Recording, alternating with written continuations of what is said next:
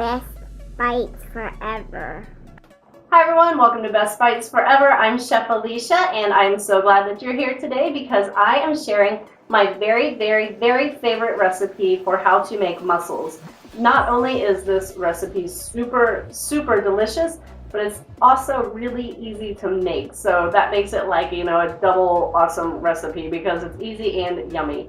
So I'm just going to use a bit of wine, coconut milk, and we're going to saute them up. I'll walk you through it. Make sure that you clean your mussels before you start this recipe. My husband was kind enough to do so, and he actually did a video for me. I'll leave a link down below if you don't know how to clean your mussels, so that'll be there for you. And let's go ahead and get started. I'm going to start off here by adding some garlic into my olive oil, which is already nice and hot. I used quite a bit of garlic here, probably like 8 cloves or so. You can do it to your own taste. The next thing that I'm adding in is some shallots, and again I used quite a bit of shallots here. I used 2.5 large shallots, probably between 1/4 and 1/2 of a cup. I'm going to add a teaspoon of kosher salt right on top of that, and then just kind of stir it around to make sure that everything is nice and coated with the salt. The next thing that I'm adding in is some white pepper.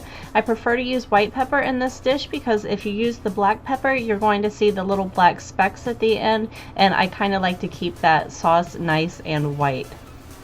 So I'm just going to saute this around for a couple of seconds until my shallots are looking translucent. The next thing that I'm adding in is some wine, and I put it in my coffee cup. I didn't measure it, but my coffee cup is actually about 1 cup, so let's say a cup-ish of wine. I used Pinot Grigio here, which is a dry white wine. You can use whatever kind you would like as long as it's white and dry. Next, I'm adding in some clam juice.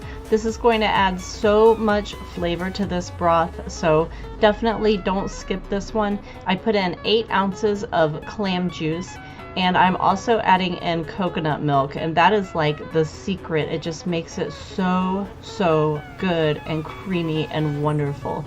Make sure you get all of the goodness out of the bottom of the can of the coconut milk. That's like the coconut fat in there, and it adds just a bit of richness to this too. I'm going to stir this around just for a minute or two, get it nice and combined. And I have this on like medium high heat right now.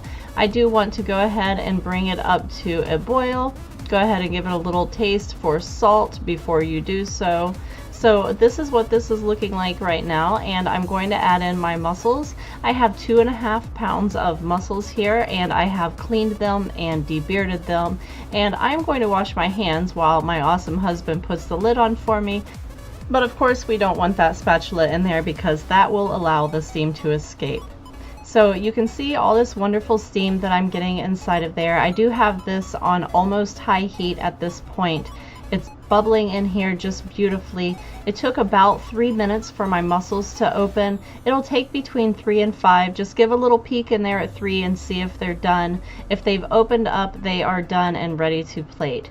So obviously here I'm just going to use a large spoon, and I'm going to spoon those right into my bowl that I'm serving them in. I do want to make sure that I get plenty of that broth in there because it is really yummy to sop up with like some French bread or whatever.